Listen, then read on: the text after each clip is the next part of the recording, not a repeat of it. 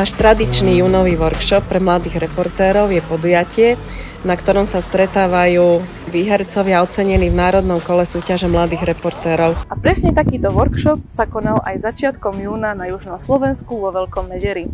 Okrem žiakov, teda reportérov, sa ho zúčastnili aj ich učitelia a lektori, ktorí reportérov vzdelávali o životnom prostredí a tvorbe reportáží. Hlavnou témou workshopu je biodiverzita.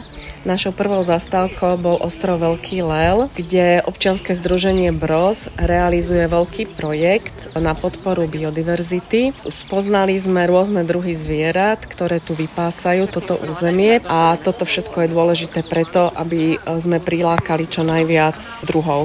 Spôsobovalo tu také pravidelné záplavy. Dunaj má charakter horskej rieky a tečie smerom k nám do niviny. Druhou zastávkou je stredisko environmentálnej výchovy Tropie. Opäť si hovoríme vlastne o spolužití človeka a krajiny. Takéto veľmi maličké, takzvané T-čka.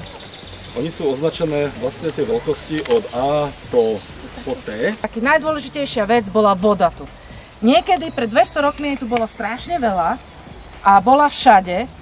A teraz je problém ten, že je veľmi málo. My tie vrby teraz zachraňujeme, to je taký príjemný benefit, to palivové drevo, ale hlavne sú to také obrovské ostrovy biodiverzity. My spracovávame tému, ktorá sa volá Záchranná stanica pre zranené zvieratá a súslovisko. Najviac, čo sa mi páčilo na workshope, je fotenie, nahrávanie videí a poznal som prírodu. Koncepciu a témy workshopu mladých reportérov oceňujú nie len jeho účastníci, ale aj ich učitelia.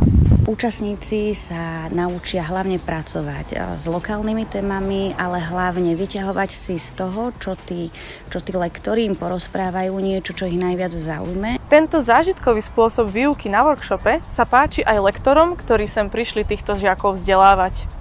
Vidím v tom veľký zmysel komunikovať tie témy ochrany prírody ako keby v širokej verejnosti, že to mi dáva najväčší zmysel, lebo tá ochrana prírody, ktorú robíme my, je síce dôležitá a významná, ale keď sa k nám nepridajú ľudia a nebudú uvedomení na to, aby tú prírodu chránili aj oni, alebo aby organizácie, ako sme my podporovali v tom, čo robíme, tak to stále nebude dosť.